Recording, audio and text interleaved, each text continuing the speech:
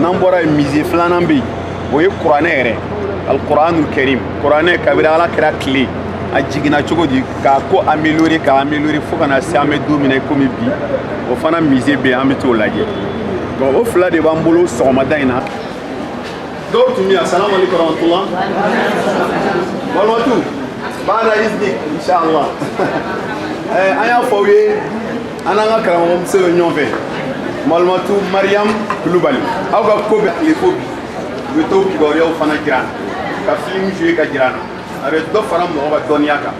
an y'a kanu san o san n'an nana ni yigidenw ye an b'o jira u la o tuma la o de baara bɛɛ senna bi bon ka tila k'a fɔ aw ye sini sɔgɔma inshallah fajiri mana seli dɔrɔn bɛɛ ka bɔ misiri kɔnɔ même si i ka tile yɔrɔ ninnu an bɛ taa yɔrɔ caman lajɛ o ye sini sɔgɔma ye parce que o la munna an bɛ soli fajiri fɛ ka bɔ parce que an b'a fɛ k'a bɛɛ kɛ seli waati ka na an dan an bɛ t'o fana bɛɛ kɛ k'a ban ka na kɛ seli fana ye pour que faridaw mɔgɔw ka se k'u sɔrɔ misiri la o tuma la sisan o ko k'an k'an sigi yan fɔlɔ yan'u k'an wele quoi o tuma la an bɛ don ala sɔnna an ka taa dɔɔni dɔɔni an bɛ taa n yɛrɛ bala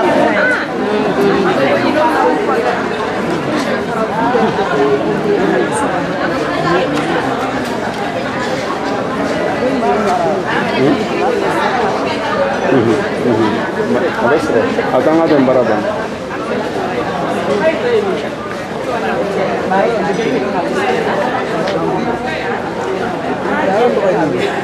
a y'a yira k'a fɔ sisan ni dusukunnasiri n'o sabatila an ni kuranna bɛ se ka taa ɲɔgɔn fɛ sisan donc o de la an bɛna don sali min kɔnɔ o de ye kuranna sɛbɛnna yɔrɔ minnu na lahala minnu na cogoya minnu na depuis a daminɛ waati fo kana na se bi ma donc k'an bɛna don yen sisan ka taa o yɔrɔ ka ɲɛ caman b'a la minnu ni a nana ka na bila yan donc nin ye kuranna kɔrɔ minnu sɛbɛnna bolo la ka na n'a ye nin bɛɛ ye bolo la sɛbɛnni de ye donc place bɛ fo kɔfɛ yan dɔw ka jɔ yen dɔw ka na a ka na place bɛ kɔfɛ yan. الصلاة والسلام قال من قرأ حرفا من كتاب الله فله به حسنة والحسنة بعشر أمثالها لا أقول ألف لام ميم حرف ولكن ألف حرف ولام حرف وميم حرف ولكن الأهم من القراءة والأهم من الحفظ والأهم من الكتابة هو أن نعمل بكتاب الله سبحانه وتعالى أفلا يتدبرون القرآن أم على قلوب أقفالها. donc a ko n'i ye kuranna jate minɛ cɛni na silamɛw ye kuranna dɛmɛ diɲɛ fantan naani bɛɛ lajɛlen c'est pas k'a fɔ ko arabuw dɔrɔn y'a kɛ donc maa caman ye silamɛya in dɛmɛ o kuranna min ni maaw ye a dɛmɛ ka kuranna laɲɛnamaya k'a cari fan bɛɛ lajɛlen o kuranna in a kalali nafaba de b'a la n'o ye bato ye n'o fana ye baraji ye donc alakira sallallahu alayhi wa sallam a ye a yira k'a fɔ ko kuranna kalali harfu kelen o harfu kelen o bɛ bɛn harfu kelen o harfu kelen o ye baraji 10 ye donc n'a fɔra ko fari harfu kelen ni i ko alif lam mim o ye harfu 3 de ye ale alakira t'a fɔ k'o ye harfu kelen ye ni lam o ye 2 ye mim o ye 3 ye donc o kɔrɔ ye nin ye baraji 30 ye donc ni nin dɔnna k'a fɔ n'i ye kuranna kalan i bɛ nin baraji sugu sɔrɔ kuranna kalanni laɲini tɛ k'a kalan ou bien k'a sɛbɛn k'a fɛngɛ mais laɲiniba yɛrɛ ye jumɛn ye laɲiniba de ye ka se ka baara kɛ ni kuranna yɛrɛ bɛ min fɔ ye donc a kalanni ani k'a dɔn ani k'a dɔlɔsi nin bɛɛ laɲini de ye pour que ka se ka baara kɛ sinon n'i sera k'a kalan i sera k'a dulusi mais i tɛ ka baara kɛ n'a ye kalan ni dulusili ye fu de ye donc o de la a bɛ ɲini anw fɛ de fɔlɔ kuranna base fɔlɔ min kan ka sabati anw na o de ye kuranna bɛ min fɔ a ka ye anw na an bɛ ka baara kɛ ni a ye. انظروا معي يا أحبة إلى هذا المصحف. هذا الرجل الفارسي ليس بعربي، اسمه غلام محي الدين من أفغانستان. بعدما تعلم اللغة العربية تعلم لغة كتاب الله سبحانه وتعالى، تعلم لغة أهل الجنة، تعلم لغة النبي صلى الله عليه وسلم القائل خيركم من تعلم القرآن وعلمه. تعلم ثم كتب المصحف هذا، يعتبر أكبر مصحف في العالم مكتوب بخط اليد، وترجم إلى اللغة الفارسية وكتب على ورق الكتان، ويبلغ وزنه 154 كيلوغرام وعمره 200 سنة. أوغا قرانا ينلغي نندي قرانا يجي كنا من كابون قرانا بين وبلو ديا سبب فوق تابا ما دومانشينا ما من فنا سبب عربوت persi dɔ de y'a sɛbɛn ko Ghulam Muhyiddin ale de ye nin sɛbɛn a donna silamɛya la silamɛya diyara ye a ye silamɛya dɔnni ɲini k'a dɔn ka kuranna ɲini k'a kalan k'a dɔn ka tila ka kuranna dɛmɛ ko ni a yɛrɛ bolo ale yɛrɛ bɛ fɛ k'a sɛbɛn donc a ye o min sɛbɛn o de filɛ nin ye diɲɛ kɔnɔ halisa a ɲɔgɔn tɛ yen fɔlɔ kuranna la min ka bon ni nin ye donc n'i ye nin lajɛ a y'a sɛbɛn ka tila k'a traduit ka taa o ka kan na tuguni a y'a sɛbɛn tancogoya la ka tila k'a traduit ka taa o ka kan na n'o ye persi ka ye persi de don donc kuranɛ in a giriya alwaznu 154 donc العمر 250 a poids o ye 150 kilo 150 kilo 145 kilo 145 nin poids bɛ taa o de la a giriya n'i y'a bila bascule la a bɛ taa kilo 100 ani kilo 45 la donc a si bɛ taa san 20 ani kɔ la عمره 200 donc san 200 san 200 a sɛbɛn min ɲinan cɛ san 200 a bɛ taa o de la. العبرة يا أحبة ليس بالوزن ولا الجمال ولا بالحجم وإنما العبرة كم بذل هذا الرجل ليس بعربي حتى يخدم دين الله سبحانه وتعالى حتى يتعلم اللغة العربية ويكتب هذا المصحف ويترجم حتى يعقله قومه. donc laɲini tɛ a ye san joli kɛ ou bien a sɛbɛnni cɛ ka ye ou bien a maa siri ninnu si tɛ laɲini mais an bɛ laɲini jumɛn de sɔrɔ n'o bɛ kɛ leçon ye an bolo cɛ in ye sɛgɛn jumɛn de kɛ nin baara in na a ye sɛgɛn min kɛ a ka diinɛ dɛmɛli la a ye sɛgɛn min kɛ kuranna dɛmɛli la ka nin baara in kɛ n'i yɛrɛ i b'a fɔ dilan i bɛ se k'i da donc a ye nin baaraba in bɛɛ lajɛlen kɛ k'i cɛsiri k'a yɛrɛ di walasa ka se ka baara dɔ bila silamɛya kɔnɔ ka taa ka o to donc nin bɛ an bɛ o leçon de sɔrɔ nin yɔrɔ la nin ka bon a poids bɛ na a sɛbɛnni cɛ ka ɲi laɲini bɛɛ ye a ye sɛgɛn min kɛ a ye baara min kɛ a ka diinɛ ye ani kuranna ye k'a yɛrɛ di a ma walasa an fana bɛ se ka o ɲɔgɔnna ladege cogoya min laɲini y'o ye. الآن سوف ننتقل معكم إلى قاعة الشاشة قاعة العرض المرئي ولكن وأنتم تمشون في الممر ستلاحظون على يساركم مصاحف مزخرفة بماء الذهب فنلقي نظرة ونحن نمشي إن شاء الله ونعتبر كم بذل أسلافنا من جهود ومال خدمة لكتاب الله سبحانه وتعالى ولكن رجاء ما أحد يتأخر أيضا. donc an bɛna don yɔrɔ minnu na comme yɔrɔ place ka dɔgɔ jama ka ca yɔrɔ ma donc an bɛna don yɔrɔ minnu na yɔrɔ vidéolamaw de don kurannaw sɛbɛnlen bɛ sanu na sanuji la donc ani o ye baara minnu kɛ fɔlɔmɔgɔw ka kuranna sɛbɛn walasa ka se ka olu caman ye an bɛ tɛmɛ k'a lajɛ ka tɛmɛ donc an b'a ye vidéo la. arabu dɔ ye kuma dɔ fɔ an ye ko kuranɛ a kɛlen k'a sɛbɛn a kɛlen ka nin sɛbɛn k'a y'a da ɲaamɛ 2 de kɔ kan ka taama ka bɔ fo ka dugu la n'a ye ka n'a bila madina cɛ in kɔni persew ka jamana iran jamana de don san iran a y'a da ɲaamɛ 2 de kɔ kan ka taama ka na ka n'a bila madina misiri kɔnɔ yan o san 200 de ye ɲinɛ ye sisan naam bisimila. donc image min bɛna bɔ image bɛ waati min yira anw na o de ye kuranna jiginna alakira ka waati min maaw tun bɛ lahalaya min donc ka maaw to o lahalaya la kuranna sera ka maaw yɛlɛma cogoya min ka yɛlɛma don maaw ka ɲɛnamaya la fo kana na se an bɛ lahalaya min ma bi donc image min bɛna bɔ a bɛ yirali kɛ o de la donc n'i ye jateminɛ kɛ kuranna bɛ jigin waati min adamadenw tun bɛ lahalaya min a ka gɛlɛn k'a fɔ ko yɛlɛmali ka se ka don u ka ɲɛnamaya la mais kuranna sera ka yɛlɛmali min kɛ ni alakira ka cɛsiri ye ani alakira taalen kɔfɛ maaw ye cɛsiri minnu kɛ fo kana na se bi ma ni anw ɲɛ bɛ o résultat la bi donc o image de bɛna bɔ ni o bɛ jate kuranna ka baara nɔ ye.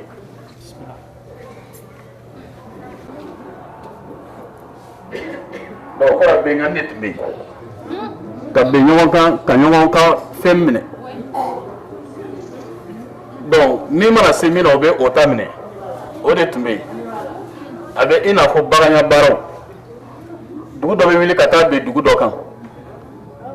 n'o ye ɲɔgɔn sɔrɔ sugu la o bɛ yɔrɔ min na min mana se min na o b'o bololafɛn minɛ a waati fana yɔrɔw tun ka kalan jiri tun ka suma a waati k'a fɔ ko jiri ka ca o tun ka dɔgɔ waati donc nin ye mankan ye jow de filɛ nin ye jobato de tun bɛ yen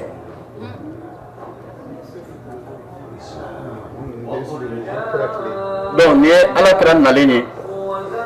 donc kuranna a ye yɛlɛma minnu don maaw la donc maa caman donna silamɛya la fo ka hiji baaraw daminɛ donc u ye misiriw jɔliw daminɛ bɛnkanni minnu tun bɛ olu nɔgɔyara bɛɛ kɛra baarakɛla ye sisan bɛɛ kɛra ka ɲɛnamaya jɔ an bɛ se ka ɲɛnamaya jɔ cogoya min sani bagan ka baara ka kɛ o dabilara adamadenw fɛ donc o commencera sisan alabato yɔrɔ o de bɛ ka ɲini vie kɔnɔ alors que fɔlɔ o tun tɛ miiri alabato yɔrɔ la donc o ye misiri de jɔ sisan silamɛya fana nalen minnu banna n'o bɛ ka silamɛya kɛlɛ ka taa olu fana kɛlɛ pour que olu fana ka kɛ silamɛw ye donc silamɛya jɛnsɛntɔla filɛ ni vertu nin ye ka kɛ taa diɲɛ kɔnɔ donc sisan a bɛ ka développer ni ala kɛra taalen kɔfɛ jama tun man ca kan bɔ silamɛw tun man ca kan bɔ mais sisan silamɛw cayara yɔrɔ filɛ alikaba filɛ yɔrɔ bɛɛ fa la donc alors que maaw tun ye maa damadɔnin de ye jama tun man ca kosɛbɛ donc nin bɛɛ kɛra ni cɛsiri ye ala kɛra taalen kɔfɛ sallallahu alayhi wa sallam nin bɛ kɛ nin yɔrɔ in baara nɔgɔyalen ye cɛw bɛ don da de fɛ ka taa olu bɛ ziyara kɛ ka foliw kɛ ka taa bɔ bakiw kaburu dɔw ka bɔ dɔrɔn k'u ɲɛsin o ma naani na arakan fila seli k'a fɔ ala ye walayi musokɔrɔba dɔ y'a fɔ ne n b'a fɔ aw y'a kan mɛn a ko ale denmuso u y'a di cɛ ma a ka kɔɲɔ bɛ na kɛ don min denmisɛnnin dɔ de ye denmuso in kunkolo kanu sira fɛ k'a ban cɛ la fo ka yɛlɛmɛ n'a ye a ka so denmuso tununu bon ko dɔ nana nɔ k'u ka taa buguridala dɔ fɛ k'ale ko a ka ɲi ne bɛ n ta jira ala la a ko ale tile 3 de di ala ma ka tile 3 sun n'a wulila suguridun na a bɛ arakan fila seli ka ala deli n'a sunna ni tile bɛna bɛn a bɛ ala deli ko ala k'a denmuso segin a ma tile 3 denmuso nana quoi fitiri tile 3nan a ye sun tigɛ dɔrɔn denmuso taamana ka don so kɔnɔ k'a nana fɔ a ye ko ma i bɛ yafa ma i b'a fɔ n faw ye cɛ o cɛ u ka n di cɛ ma sini bɛɛ n labɛnna mun y'a kɛ duwawu tɛ wa ala de y'a kɛ a y'aw jigi kɛ ala ye donc o ye kuma fɔlɔ ye a y'aw jigi kɛ ala ye filanan donc a ye sabali a ka kura a ka taa kalanyɔrɔw la mɔgɔ si t'i sa don dɔn assalamu alaikum wa rahmatullahi wa barakatuh an ka taa nin fɛ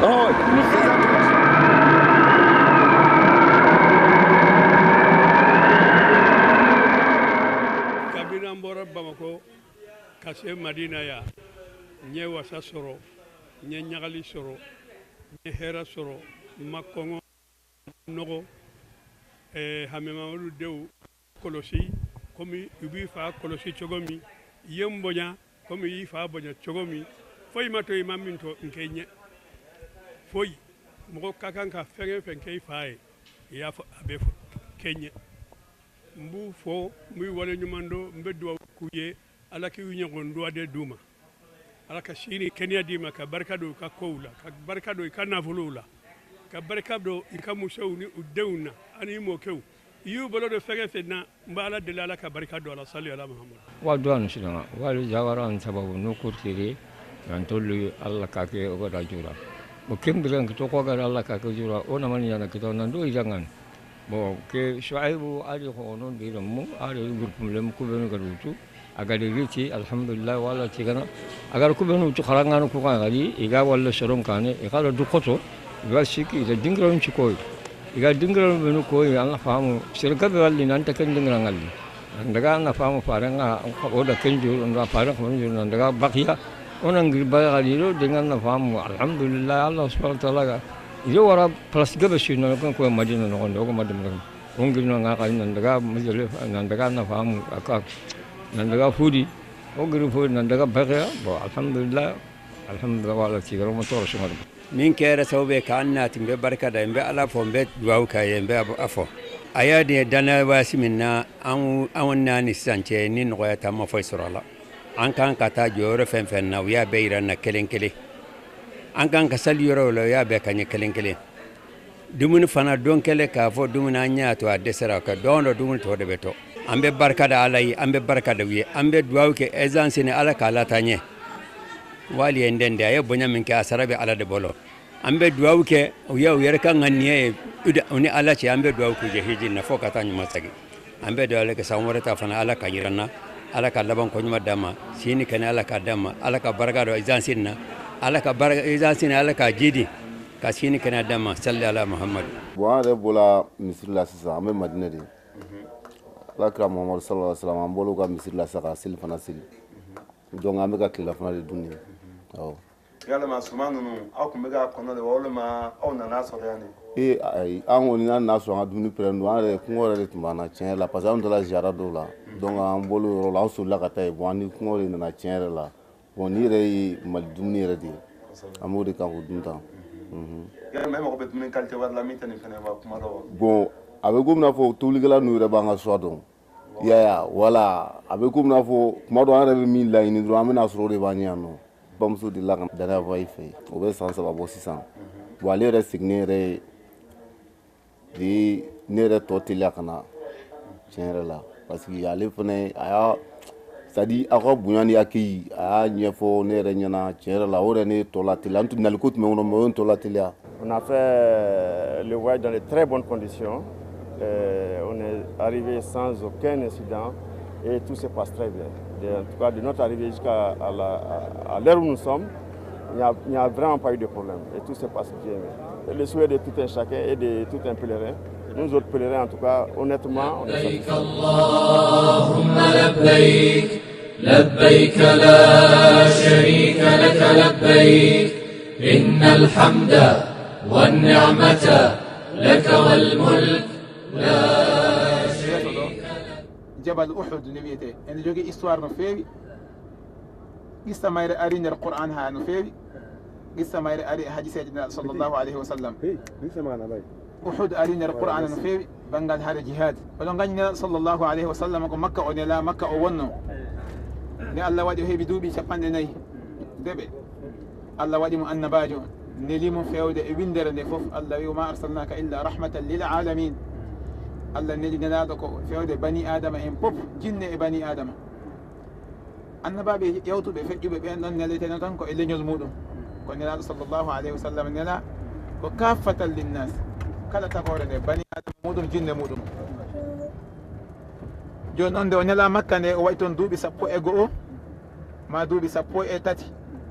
omo waɗa toon da'awa mo yettine islam on saha julde farlaka korka farlaka hajju farlaka hay hunde ala so wona tan tako tawhid o adori makka ɗo ko sakket makko makka duuɓi makko sakket julde farla caggal muɗum o feri o ari madina ɗo nde hefere ɓe tampinimo makka o haaɗi ɓe kaɗimo yettinde dina allah ka toon nde ɓe tampinimo allah yamirimo yo fer o ara wuuro madina ɗo allah waɗi o ummi makka o ari madina ɗo kanko e sahabiyanke tedduɗo ɓe sikki onon fof onon cuuɗaka oɗon gandi onon sahabiyanke ngo aboubacre ni siddiq so heeɗi ko gueɗa e cukagu omo resi ɓi on ɗon yumen aicha kamɓe ɗiɗo ummodi makka ɓe ari madina ɗo o waɗi madina ɗo duuɓi 10 omo jettina dina ka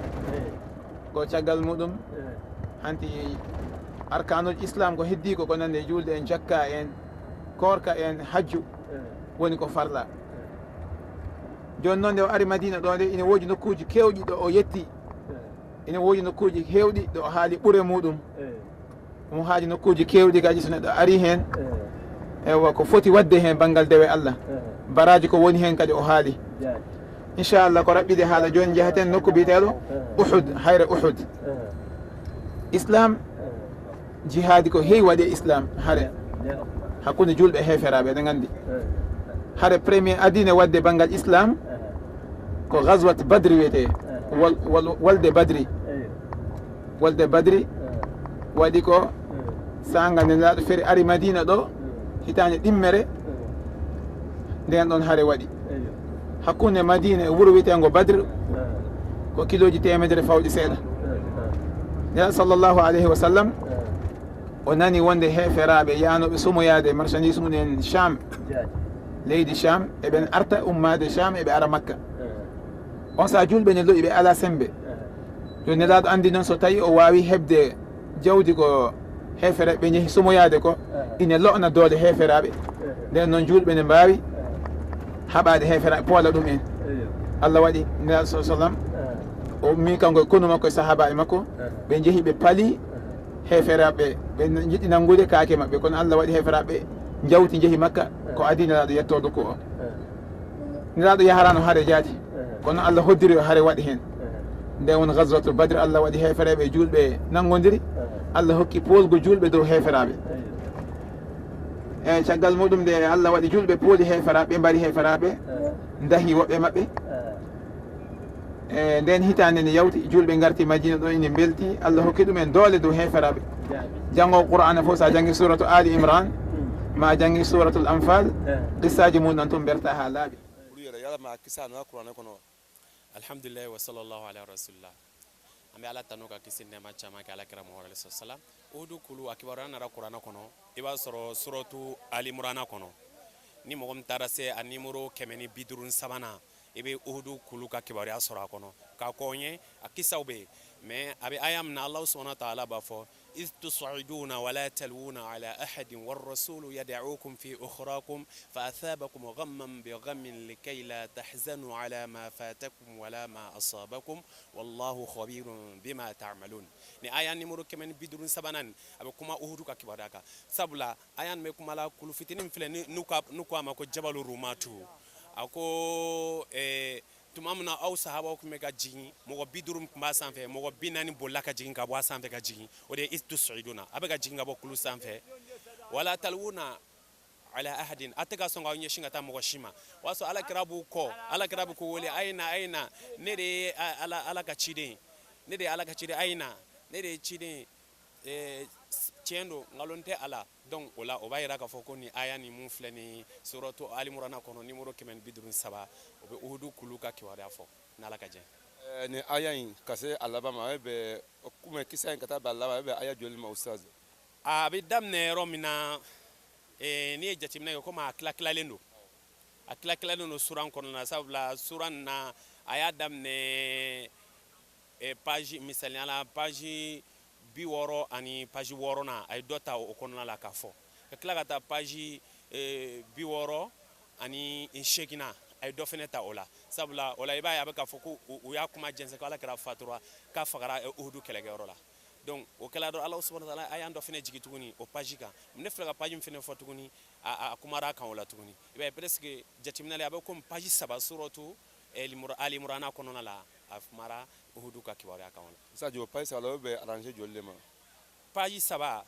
bo iba jatimne ka fo akumar aya jolle ka sabla ya fo ni ya jatimne samsala idh hamma ta'ifatan minkum an tafshala wallahu waliyuhuma wa 'ala allahi falyatawakkalul mu'minun wa laqad nasarakumullahu bi badrin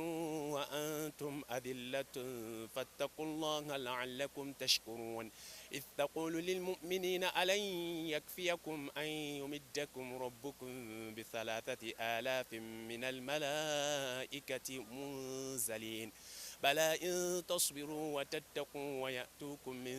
فورهم هذا يمددكم ربكم ب5,000 من الملائكة مسومين وننا أبوكمي كلا تشيلن سلامه بلو فرفقرا أبوكو هكلي جي بدر لالي هرم كيوا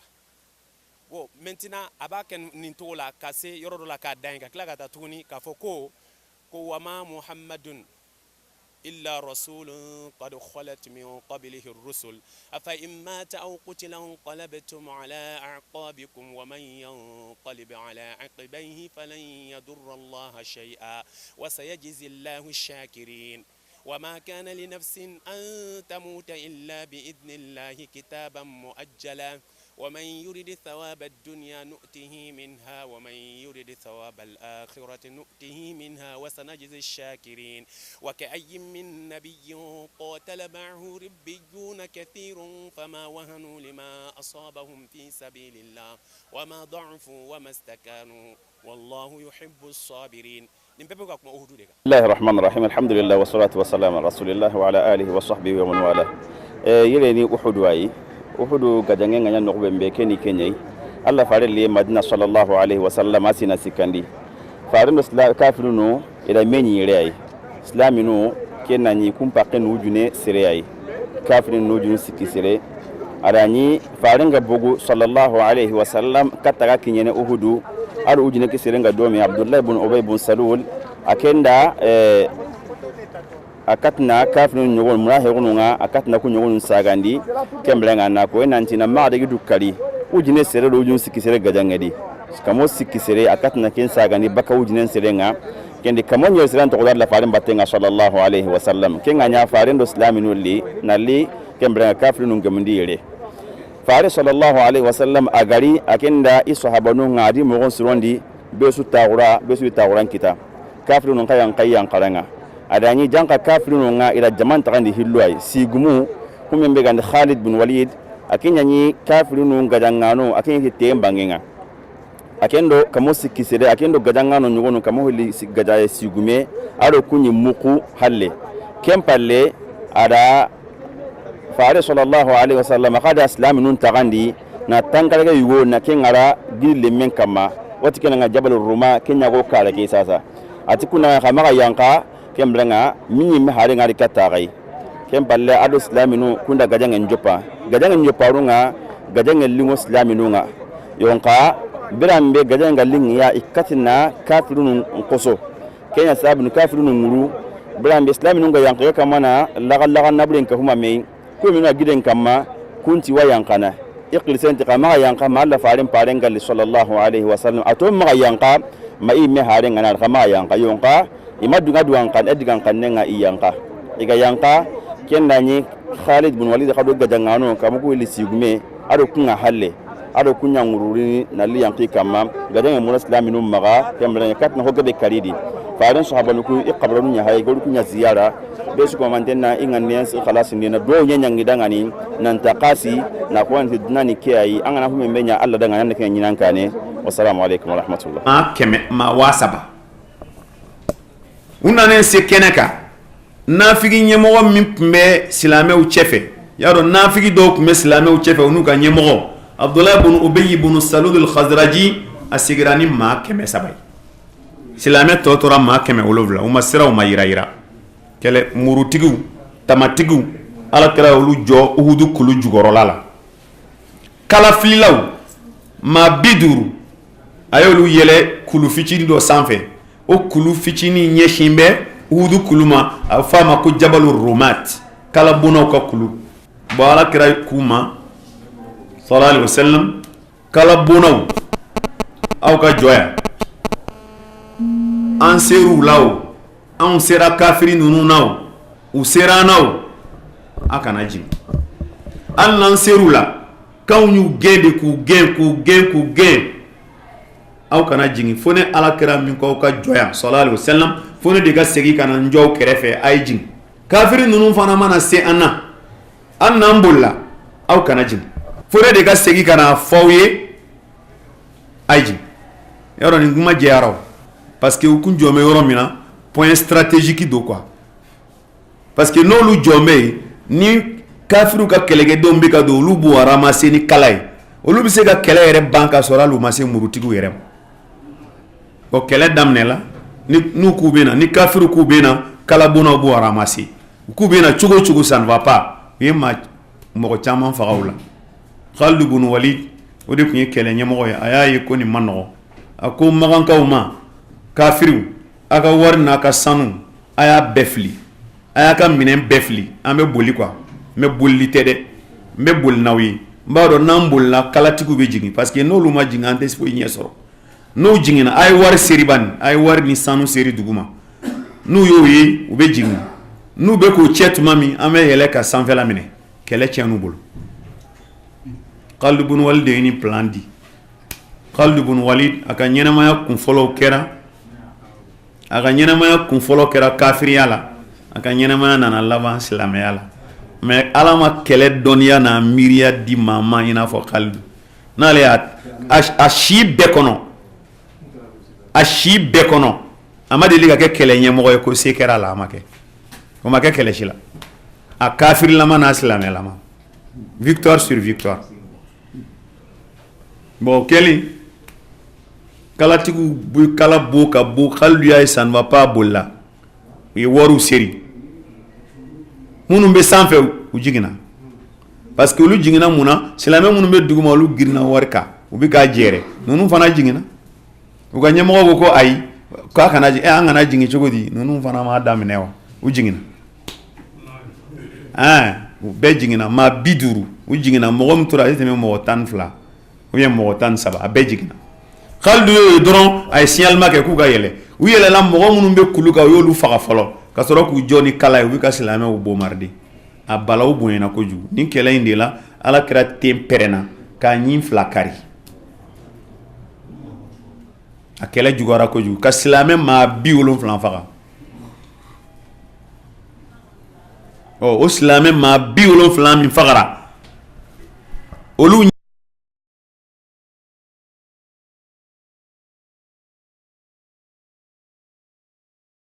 ɲɛmɔgɔba ye alakira binakɛ de min bɛ wele ko Hamza sayyidu shuhada. An bɛ kulu min kɛnɛ la yan nɔ an bɛ Uhudu kulu an b'o kɛnɛ de kan alhamdulillah Uhudu kulu n'ale kuma fɔra dɔrɔn an hakili bɛ jigin hijira san 3nan na kɛlɛba min kɛra silamɛya kɔnɔ yalasa ka diinɛ cari alhamdulillah n'a tariku dogolen tɛ maa la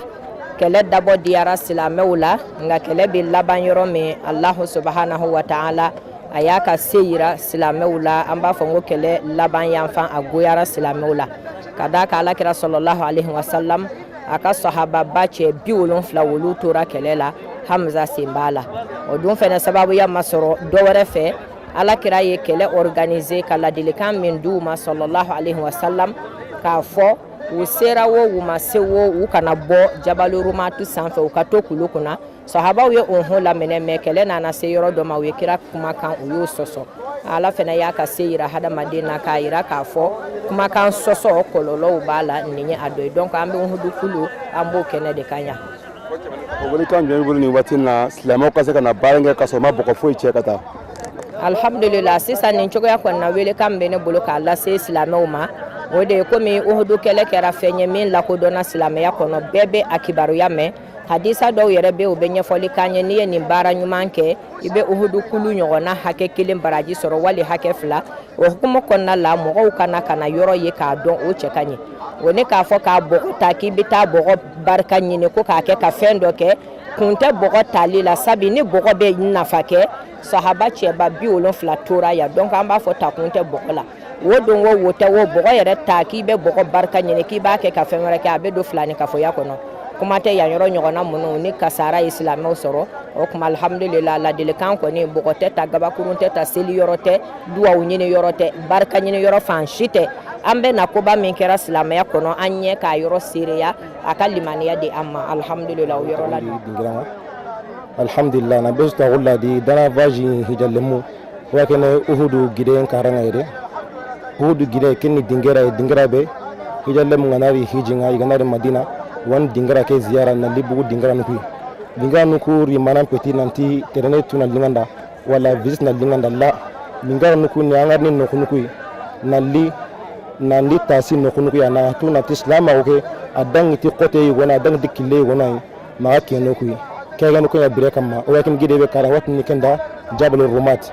Allah fa sallallahu alaihi wasallam magati suru tangarge serebe nanti gide kamma imaga yanka anya igani o yakati o timaga yanka donc kun tankarage sere kana Allah faran jan kannen kuta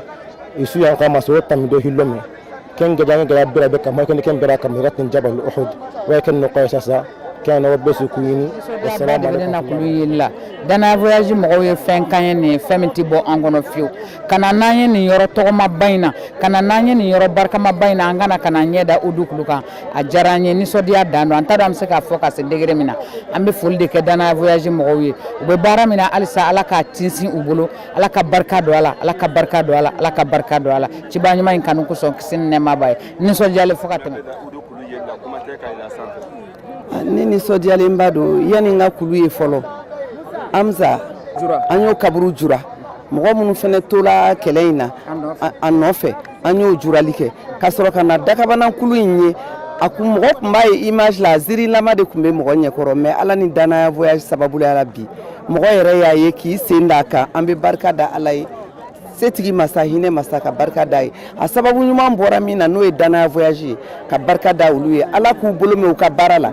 ala ko de ye nin ye nin tɛ mɔgɔninfin ko ye dɛ danaya voyage a ye continuer aw ka baara la ala k'a sinsin ko ɲuman d'aw ma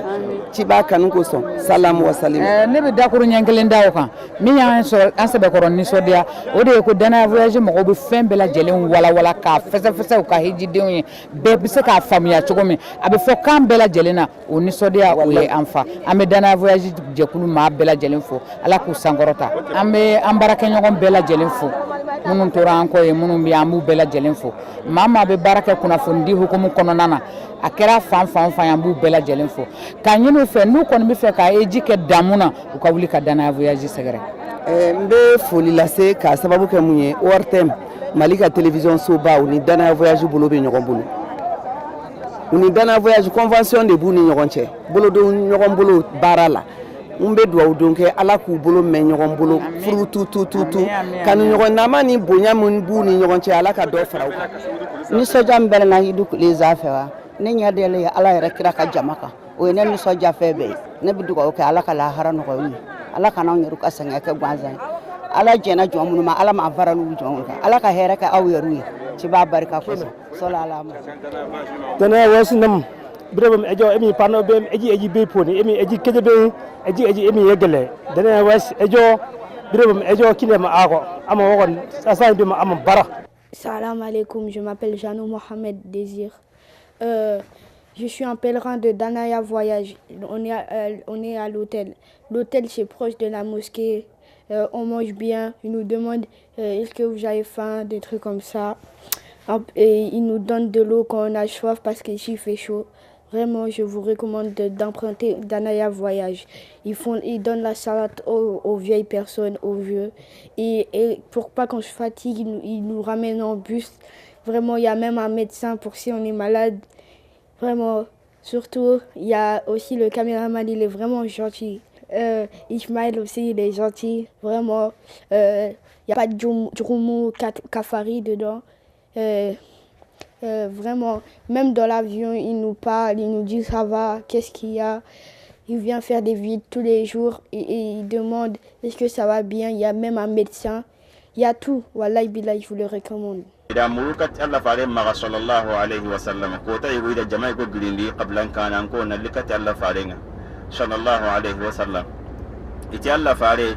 وكو هاي تاغورا كبير أران كم مسلمين الله تولي وقت نصلي نقول نانا أنت بكاسيرو هذه مني نقول لو نانا أغنى كرب أنت بكاسيرو كانوا كم مولون ولكن يمين على ساسا وبتاترون بني سلامة من نوقت الله زيارة الله باركنا جلي إسلام أو هي خورو من إسلام أو نوندي awa koni tafsir nundo siran kitabu ndi kenyu wanya ken misri nonga Allah faring atinga sallallahu alayhi wa sallam kenni kannanga kenni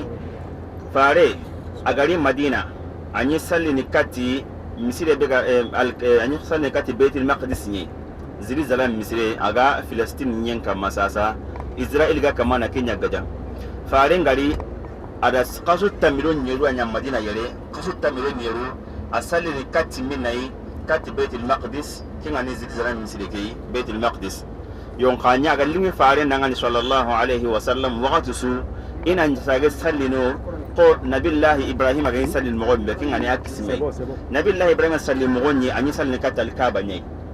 yon qaslama gonyi mpana inyi sallil kati minai kati Baitul Maqdis fare nda kanu anya mulla waqtu su alla ni ki khaleke illa nanya ko ikisma nabillahi Ibrahim ga sallil mogombe qasun tamilon yulunga timme alla da aya nyankandi nanti fare ni jonkoyi ke kati al-Kaaba qad nara taqallubu wajhika fi as-sama fawalli wajhaka shatra al-masjid al-haram wa haythu ma kuntum fawallu wujuhakum shatra ki aya yankalla fare kama sallallahu alayhi wa sallam ko tabembe ken ko tanyani islamin ngari sagi jonkoyi kati al-Kaaba ora ko mo bembe joparunga ken misire ado alla fare misire na latume kendi khiba fare misren dun ko kunda tun nanti sasa sallen ta ganya nakati Baitul Maqdis sallen yana nakati al-Kaaba nyai yon ka khibare makki kimisro dun ko nga ari ko mo gon nyon ndi nanti la kasalan sallen nyani ho angri Madina ndogondi na libani salama kundandi agari ni adani wala kasalan sallen nga akusan tati ngani ti kimbaka nyille ko hakun pina sallen kati Baitul Maqdis nyai o ku sallo fare mbatenga sasa odo jonkai al-Kaaba nga kediga mi ka koni ken nayi almami nga sallendi sallen joppe kati minai kati Baitul Maqdis ken batte ne sudi idi yilla ni jonkoyi al-Kaaba bangenga ken di da kri nanti kimbaka num pili dunke misiri bane be gara kimbaka num le kita salle bane no gondi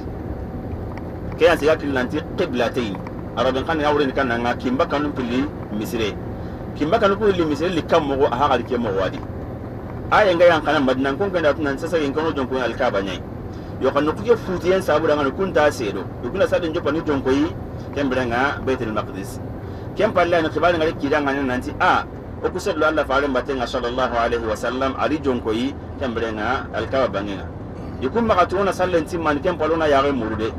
anda faaren sahabanu ngari sallallahu alaihi wasallam na kan sitire mi ganyi maga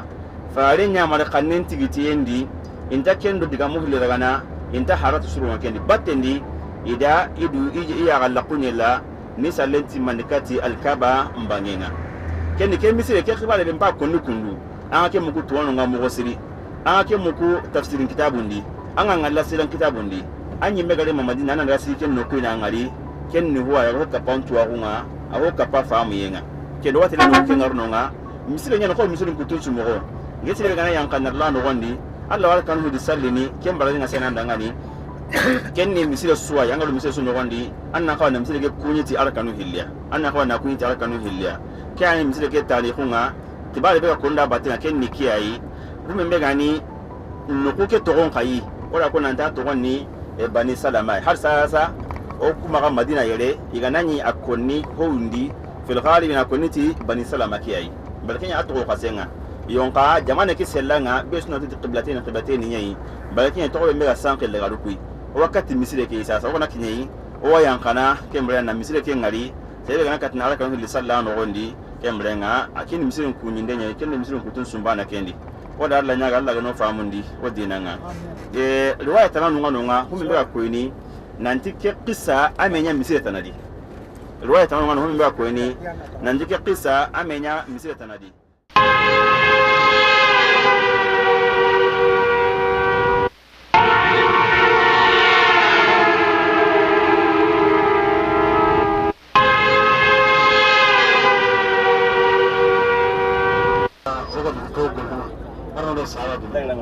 donc kewani ana ro yirna pedro anda alkanu sallallahu gondro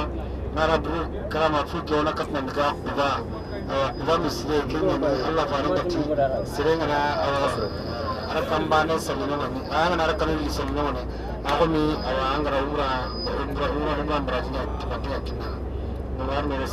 alhamdulillah subhanallah angasigi alama katubi alai alhamdulillah subhanallah angasigi alama katubi alai alhamdulillah subhanallah angasigi alama katubi alai alhamdulillah subhanallah angasigi alama katubi alai latige masado jigi semme masado angasigi alama katubi alai wahidu masado jigi tugu masado angasigi alama katubi alai wa fardu masado latifu masado angasigi alama katubi alai alhamdulillah subhanallah angasigi alama katubi alai alhamdulillah subhanallah angasigi alama katubi alai wa minun tora jihadi la maka kaya fake uluma amina ya rabbi wa minun tora jihadi la mina kahina ke uluye amina ya rabbi latige masado jigi semme masado kaya fanunuma amina ya rabbi makani madina bunya kama alayo kahina ke nunuma amina ya rabbi minani arafa bunya kama ala kaya fake nunuma amina ya rabbi safani marwa bunya kama ala kahina ke nununye amina ya rabbi alhamdulillah subhanallah angasigi alama katubi alai alhamdulillah subhanallah angasigi alama katubi alai mais bikla ka ye ka fo mogo dɔw b'an fɛ an ka jamanaw kɔnɔ olu bilamɛ ninnu dɔrɔn de la Abubakar ko ye Ala kira janfa Omar a ye Ala kira janfa Usman a ye Ala kira janfa an ba Aisha kuma caman boamba yirawla ala kira ka sahaba be kabo sallallahu alayhi wa sallam wala ambal maw mi qazwatul ahzabi kele du kele mina gelara kusebe kusebe a gelara kusebe kada yoro flaka a folo kafiru chuna silameuka kele a yoro flana kafiri jama chara koju ni ma wa tan flata kibe ma wa sababola ne akila koni anyogona sabade be boala donc you triplé nga Allah subhanahu wa ta'ala ay mifo akon nunu ka chaya anu ka chun islameuka amu jidi fo ila fo limania falamma ra'a almu'minuna al-ahzaba qalu hadha ma wa'adana Allah wa rasuluhu wa sadaqa Allah wa rasuluhu وما زادهم إلا إيمانا وتسليما الله قلت القرآن يكون تمامنا أمبال نو ni muminu nye bon nunu yele mujidi foila foli mania ani ku yere di alama bo yibi family kari kuma do fa ko nahnu almuslimun la nuqatilu bil adad wal uddati inma nuqatil bil iman ya sayyidina umar abubakar ako sahaba uma hurubu ridda don ya fam ako sahaba uma tumamina ala kira fatula aye usama tabun zaidi ni kelege dom blagata kata romeu kele jamakulu totora doni ako kuka mogo kele munu bana munu murutila umar ko kutisi ako umar ma ante keleke ni keleke din chayai ante keleke kanga keleke minen kacha ame keleke nanga limania di otmala limania o islameu ye kele o kele ni islameu ye se sorala ye se soronuka limania di chaya te keleke minen kote ولما المو غزوة الأحزاب الدون كباكو تشامون كرا فلانا يمي على كرام محمد صلى الله عليه وسلم أكا صحابة دوبي أتوقع يكو حذيفة بن اليمان أكو كو أحزاب الدون كو مغو سرانا جاتيكا بوينا مغو كا مغو سنغنا مغو ديغونا كوال نيبتا نيغا نايبا فو مغو دو دي مكاكا تانيو بيكيلين تسيكتا وديغونا قال كران نيجو صلى الله عليه وسلم أقول صحابة من يأتيني بخبر القوم فله الجنة أقول صحابة ما جون مولي كدينتك أكرا شوفه ديبي دونندو نينبه جسران فنا بي جون مولي كدينتك كتا دو كافر وچلا كوكا كباريا نيني كان فوني على كراي مبي على جنة لا يدو تاتيكي أقول من حقيقة nindo ya soro sahaba u digunendo ko mogo ma ala kra jabi ay kuma info chien fla mogo ma jabi ka fo chien saba mogo ma jabi ka ko aya le ta to ma ko huzaifa bin al-yaman wili kata ale de be wili ko kati musirri rasulillah ala kra ka gundo maraladu na figi munu kum islam ya kono ala yu bela jele to fo jibrilay ka eri sanse ka di jibril ma jibril jingina kana fo ala krai ko ako kirama Allah subhanahu wa ta'ala ko kafi karsay nafigi ka betofo kiray Huzaifata wili ako Huzaifata ala nafigu togodi Jibril ma nanadia sahaba belamba gundo kalfaima nafigu togofle me kana fo mashi ale de alisike odela ko Seydina Umar ko mete ma fi dongo ko Huzaifa iba la jeni togobe lisila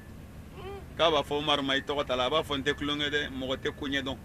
na sola ala en fara na fi ga iba fo nyenga tubi kata alama iba inunu hamina nu ka dina e ko sebe Huzaifa go ko ala kira in fale wulila kwa kata akwama sisa ibita ibi dingeti ga ibe do kafiru chela ibu kala hala bela je kana fonyi me kana fenge mo wala de akwa le tara adona kata uchela akome ala e kabako doke ale wulila ka jodoro nene tununa alela ala e nene taka boale ma do nene tararo a wulila ka jo flana jasiran bebora duskuna sabana wulila ka jo ko fini mi kuma alela be da akumire de la be da le kumire la ko me fini jigina ka ta fale sena yayi akwa le tamana atara kata digetike ay dingetike adonu chela abiku ka kibariya ulame abiku ka kibariya ulame akwa le nana gere Abu Sufyan la Abu Sufyana a nana ka n'i jɔ a kɛrɛfɛ n'a y'ale jɛ a bɛ muru bɔ k'a don Abu Sufyan kɔnɔ k'a fa a ko mais ale miirila ala kira k'i kana fɛn kɛ ale ma fɛn kɛ a ko mais Abu Sufyan ka kegu dibi donnen don ɲɛ tɛ mɔgɔ la mais a sɔmina quoi ko yɔrɔnin bɛɛ a y'i kanto kafiru ma ko mɔgɔ o mɔgɔ jɔlen don bɛɛ k'i kɛrɛfɛ mɔgɔ tɛgɛ minɛ k'a ɲininka a tɔgɔ la y'a dɔn nin kabako ye dɛ bɛɛ k'i kɛrɛfɛ mɔgɔ tɛgɛ minɛ k'a ɲininka a tɔgɔ la bon i b'a dɔn silamɛw tɛ se nkalontigɛ la bon Huzaifa ko ni mɔgɔ dɔ tun y'ale tɛgɛ minɛ ale b'a tɔgɔ fɔ diyagoya parce que ale ti nkalon tigɛ bon o la ale ye kuma mɛn dɔrɔn ale girinna k'a kɛrɛfɛ mɔgɔ tɛgɛ minɛ k'o ɲininka e tɔgɔ ye o y'a tɔgɔ fɔ quoi donc ni kelen y'i ɲininka e tɛ ale ɲininka bilen quoi bon a ko ale kisira o cogoya la ale y'a ka mission bɛɛ kɛ k'a ban ka segin hɛrɛ la tɔɔrɔ ma ale sɔrɔ ka taa kibaruya fɔ alakira ye sallallahu alayhi wa sallam an balimaw nin ye kabako ye kabako min kɛra nin kɛlɛ in na o tɛmɛnen kɔfɛ alakira Muhammad sallallahu alayhi wa sallam nin kɛlɛ in senfɛ a tun bɛ yaala yaala silamɛw ni ɲɔgɔn cɛ ka c'est à dire jasira min b'u la alakira tun bɛ kumaw f'u ye ka duwawu k'u ye min bɛ u hakili sigi bon ko jamakulu dɔw de yera ye u y'u ka dingɛ sen k'a sen dingɛ nana bɔ farakuru dɔ kan farakuru belebeleba u k'u b'a ci u dɛsɛra cogo bɛɛ la u ma se u ye alakira wele ka na sallallahu alayhi wa sallam rasul nana a ye pigi minɛ a y'a kɔrɔta ko bismillah a y'a jigin farakuru kan a yɔrɔ dɔ karila tasuma mɛnɛna ka bɔ farakuru in na alakira Muhammad sallallahu alayhi wa sallam a ko romɛw ka fanga ala y'o bin ne ye ni nin tasuma in ye alakira Muhammad sallallahu alayhi wa sallam a y'a kɔrɔta tuguni a y'a jigin k'a fara farakuru in kan ka tila k'a cɛ ci tuguni tasuma mɛnɛna a ko min ye persew ka fanga ala y'o bin ne alakira ye ne nin ye alakira Muhammad sallallahu alayhi wa sallam a ye farakuru in bɛɛ ci k'a ban ni ala subhanahu wa ta'ala ka dɛmɛ ye k'a sɔrɔ kafiru silamɛ jamakulu min tun bɛ yen olu dɛsɛra a la alakira y'a bɛɛ ci ala fana ye nin kɛ kabako ye ka di alakira ma sallallahu alayhi wa sallam o tuma la an b'a fɔ a ye min ye ahzabu kɛlɛ ye hakikatan kabako caman caman bɔra a kɔnɔna la alakira tɛnɛmuso dɔ bɛ yen a bɛ fɔ a ma ko Safiya an taara Bakiyu kaburu don la an ye a kaburu jira Safiya ani Atika olu de ye alakira tɛnɛmusow ye a tɛnɛmuso ka ca parce que Abdulmutalibu denkɛ ye 10 ye a denmuso ye 6 ye o 6 bɛɛ ye alakira tɛnɛmusow ye donc mais Safiya a tɛnɛmuso bɛɛ la n'i ye Safiya lajɛ hakika ale de ka jɔyɔrɔ bonyana diinɛ kɔnɔ ka tɛmɛ alakira tɛnɛmuso bɛɛ lajɛlen kan ale de tun ka farin fana ka tɛmɛ u bɛɛ lajɛlen kan o Safiya min filɛ nin ye ale de denkɛ ye i y'a faamuya b'a la Zubair ibn al-Awwam u b'a fɔ min ma ko Hawariyul Islam ale de denkɛ ye Zubair ibn al-Awwam ye o Zubair ibn al-Awwam de muso ye i y'a faamuya b'a la Seydina Bukar a denmuso Asma'u bintu Abi Bakr o de ye Zubair ibn al-Awwam furumuso ye u denkɛ minnu bɛ yen kelen ye Abdullah ibn Zubair kelen ye Urwata ibn Zubair o tuma la o Safiya musow kun alakira Muhammad a ye yamaruya di ko ka musow kɛ kuruba dɔ kɔnɔ ka musow kɛ kuru dɔ kɔnɔ k'a datugu da la a b'a dɔn nin kɛlɛ in senfɛ yahudiyaw ka kabila dɔ ye janfan kɛ Banu Quraizata o Banu Quraizata u b'a fɔ sira kɔnɔ k'u ka cɛ dɔ nana a b'a fɛ ka musow ka yɔrɔ dayɛlɛ a ma se a ye kogo ta k'a cu musow cɛ la a ko Safiya girinna ka d'a kan musow fana girinna u ye cɛ in bin ka ko Safiya y'a kunkolo tigɛ de k'a fili kogo kɔfɛ ka bɔ k'a kunkolo tigɛ k'a fili kogo kɔfɛ ka bɔ yahudiya tɔw y'o ye k'u bolila k'a bɛ sɔrɔ cɛ dɔ b'u fɛ so kɔnɔ ye donc hakikatan an b'a fɔ min ye ahzabu ye fɛn caman kɛra a la mais an b'a fɔ a bɛ min jira an na dɔrɔn o ye alakira ka sahabaw ka cɛsiri an'u ka jija an bɛ ala subhanahu wa ta'ala deli o ɲɔgɔnna cɛsiri n'a jija hali n'an ma se ka se u ta ma an bɛ ala deli ala ka caman dan fana ma ala ka limaniya d'an ma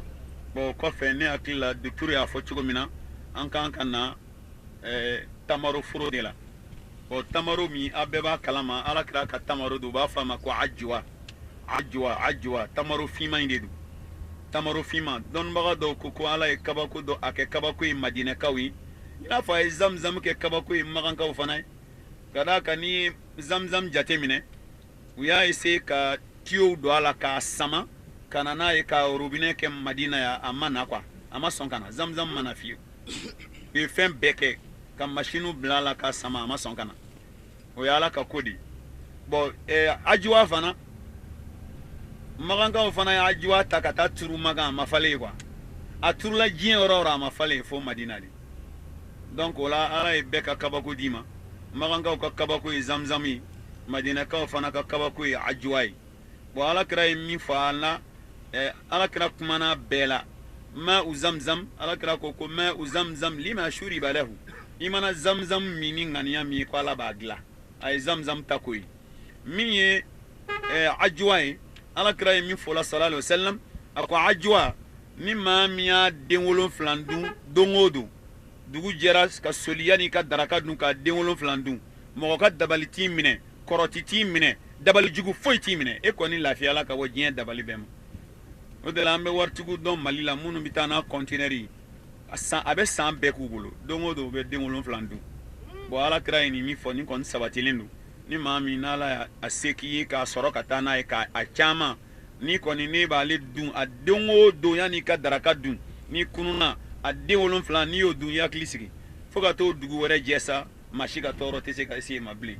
mala an balimaw nin de ye faamuyaliw ye ala ka faamuyali d'an ma ala ka an bɛɛ dɛmɛ ala ka kan ye bariki turabi ma salami ala habibi khairil anami salatu rabbi ma salami ala habibi khairil anami salatu rabbi ma salami ala habibi khairil anami salatu rabbi ma salami ala habibi khairil anami anga ala tanu anga bara sebeke anga kira tanu ka wale nyuman don san fara ullon vila dugu fara ullon vila tigi were tola ni ala kelente salatu rabbi ma salami ala habibi khairil anami anga silike ala kelenye anga sunke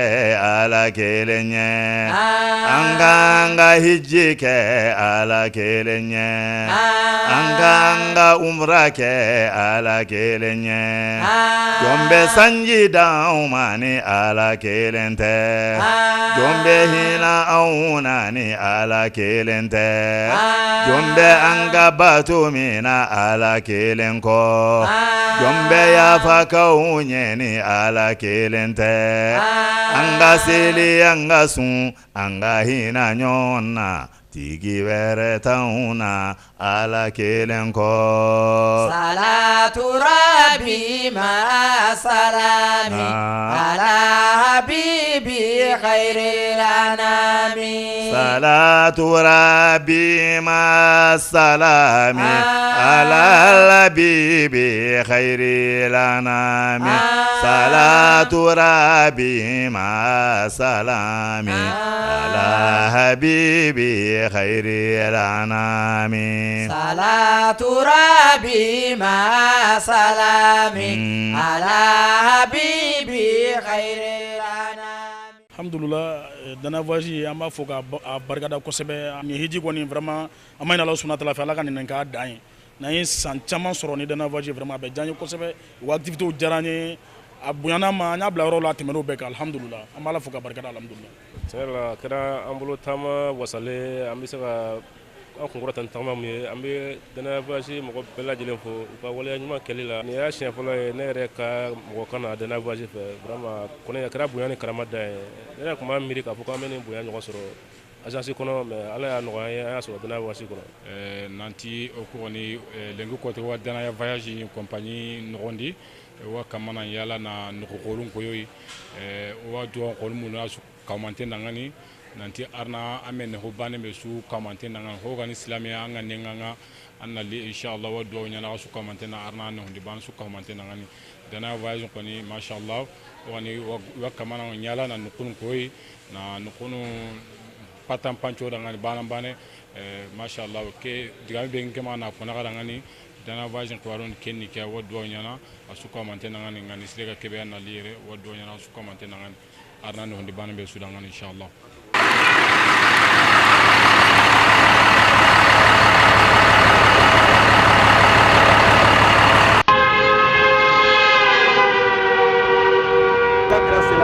kanu ka yɔrɔ in a y'a san a tun bɛ fɛ ka san maa minnu fɛ olu ko banna la ko k'a jɔ misiri ko olu tɛ wari minɛ nka alakira ma jɛn n'a ye ko fɔ a k'a feere o k'a wari fɔ o sɔrɔla k'a wari fɔ alakira sɔrɔla k'a wari sara sallallahu alaihi wasallam o wari saralen a ye misiri le jɔ o la n'o kɛra alakira ka misiri ye o de kɛra alakira ka misiri filanan ye a ye min jɔ donc o la Kuba misiri an bɛ taa la ka taa dɔn k'a fɔ alakira jiginna yɔrɔ fɔlɔ min a ye baara fɔlɔ min kɛ o de filɛ nin ye min b'a yira an na k'a fɔ silamɛ mana kɛ fan o fan i ka ɲɛnamaya tɛ se ka sabati fo misiri dɔ ka sɔrɔ i bolo a yɔrɔ la donc alakira ka nin baara in bɛ o de yira k'a yira k'a fɔ silamɛw n'o ye ɲɔgɔn sɔrɔ yɔrɔ o yɔrɔ la o kan ka yɔrɔ dɔ labɛn min bɛ kɛ jama fara ɲɔgɔn kan yɔrɔ ye ka o ka bato kɛ n'o ye seli silamɛ kan ka i ka dinɛ kɛ bonya dinɛ ani fierté dinɛ mais i man kan k'i ka dinɛ kɛ i yɛrɛ bolo i n'a fɔ i bɛ ka maloya ni a ye ou bien k'i yɛrɛ kɛ maani ye n'i ka dinɛ o man kan ka kɛ cogoya si la donc o de la alakira depuis a sela a ye baara fɔlɔ-fɔlɔ min kɛ o de kɛra misiri jɔli ye walasa ka se ka silamɛw fara ɲɔgɔn kan o bɛ se ka ala bato cogoya min donc o ka ye i ka ɲɛnamaya la a filanan ye jumɛn ye adamaden n'i taara yɔrɔ o yɔrɔ la i kan k'a ɲini misiri bɛ yɔrɔ min i kan k'o yɔrɔ ɲini parce que nin baara b'o yira alakira ye misiri ɲini a y'a dɔn misiri tɛ yen donc ni misiri tɛ yen jɔn de bɛna misiri kɛ yen silamɛw de b'a kɛ yen o de la a ye misiri kɛ yen donc o kɔrɔ ye ne silamɛ min taara yɔrɔ min o kɔrɔ b'a yira k'a fɔ silamɛ dɔw bɛ sɔrɔ yen ni silamɛ dɔw bɛ yen siga foyi taara misiri bɛ sɔrɔ yen donc ni misiri bɛ sɔrɔ yen e de kan ka misiri yɔrɔ ɲini ka o yɔrɔ kɛ i sigiyɔrɔ filanan ye i sigiyɔrɔ fɔlɔ o ye i ka jatigila ye sigiyɔrɔ filanan o ye i ka batokɛyɔrɔ ye n'o ye ala ka so ye donc nin lahalaya in bɛ o yira anw na a sabanan ye jumɛn ye o de ye k'a yira k'a fɔ misiri maa kelen baara tɛ k'a fɔ ko maa kelen k'a jɔ ni maa kelen ko n yɛrɛ bɛ se k'a jɔ ni n ka pɔsi ye baasi tɛ o la mais a mana kɛ cogo cogo k'e kelen de y'a wari bɔ siga foyi taara e kelen m'a baara kɛ hali n'a wari bɛɛ bɔra e kun a baara kɛli e kelen m'a baara kɛ maa wɛrɛw ye baara kɛ a la n'o ye bɔgɔ nɔɔni ani biriki bɔn ninnu maa wɛrɛw ye baara kɛ a la min b'a yira k'a fɔ misiri jɔkun ye pour que jama silamɛw de ka fara ɲɔgɔn kan ka kɛ jamakuru kelen ye parce que na baara tɛ se ka kɛ maa kelen fɛ jama de b'a baara kɛ jama minnu b'a baara kɛ silamɛw de b'a kɛ o b'a yira fana k'a fɔ kafiru tɛna ka na silamɛw ka misiri jɔ ka d'u ma silamɛw yɛrɛ dama de bɛ o ka misiri jɔ alakira sallallahu alaihi wasallam san'a tun ka na nin yɔrɔ la kafiriya de tun bɛ yen donc kafiru ma misiri jɔ e silamɛ min nana e de b'a essayer k'a to misiri ka ye e nɔ la donc o de la alakira sallallahu alaihi wasallam a ye nin baaraba in kɛ n'o ye Kuba misiri jɔlen ka waatinin kɛ yen a bɔ waati selen ka bɔ Kuba ka sɔrɔ ka taa Madinɛ sa o bɛnna jumadonya dɔ fɛ a wulila sɔgɔmada fɛ fajiri selilen kɔfɛ ka i kunda k'a bɛ taa Madinɛ dugu yɛrɛ kɔnɔ a taatɔla de san'a ka se juma ye a sɔrɔ sira fɛ juma y'a sɔrɔ sira fɛ juma y'a sɔrɔ yɔrɔ min a jɔla ni maaw ye a ye juma seli ni maaw ye ka kutuba kɛ ka juma seli ni maaw ye donc an tɛna se o yɔrɔ la o bɛ o yɔrɔ wele ko juma misiri alakira a ye juma misiri a ye juma seli yɔrɔ min o ye misiri dɔ jɔ a yɔrɔ la bi ka a yɔrɔ wele ko juma misiri alakira juma y'a sɔrɔ sira fɛ a y'a seli yɔrɔ min an tɛna se nin bɛ kɛ anw ka visite laban ye a ka ca la maaw tɛ se o yɔrɔ la ka caya donc tuma dɔ la n'an tɛmɛna sira fɛ a bɛ yira maaw la mais nafa foyi dulolen tɛ ale yɔrɔ visite kɛli la k'a fɔ ko i bɛ nafa dɔ sɔrɔ a la ou bien ko i bɛ seli kɛ a la ou bien ko i bɛ dugawu kɛ a la la donc o dulolen tɛ a la o la yɔrɔ min ni o de nafa ka bon o ye an ka se ka lɔ fila sɔrɔ Kuba misiri la donc n'an sela yen an bɛna o baara de kɛ ni seliji tɛ maa min na a b'a yɛrɛ bila seliji la walasa ka se ka lɔ fila seli misiri in na ni maa min yɛrɛ ma se ka seliji yɛrɛ ta k'o sababu kɛ lojura dɔw ye i ma se ka sababu kɛ i ma sanuya donc baasi t'i kan i bɛ se ka jɔ kɛlɛmara la k'a lajɛ i ka ŋaniya bɛ wasa kɛ i ŋaniya ye n'a sɔrɔla k'a fɔ lojura in tun tɛ ne tun na lɔ fila seli o ŋaniya min b'i la ala fana bɛ a baraji kɛ i ye i jɔlen fana i bɛ se ka dugawu kɛ ka ala deli i ka haminaw la hal ni ma seli kɛ k'o sababu kɛ lojura min y'a to i ma se ka kɛ saniya la donc i ka dugawu o bɛ minɛ i se min ye fana zikuru la ala ko suma la i b'o lahalaya fana kɛ sani maaw ka tila an ka bɔ ka don bisi kɔnɔ ka taa seli fana seli misiriba yɛrɛ la inshallah.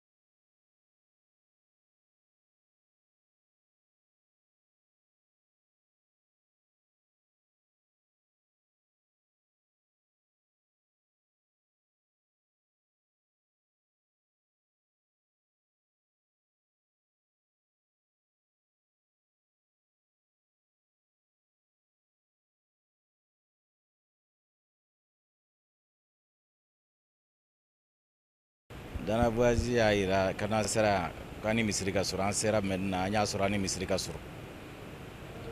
kuma ye tiɲɛ ye inshallah bon an ka segin sisan an bɛ dugawu kɛ ala k'an segin ko ɲuman nɔgɔya an bɛɛ lajɛlen ye.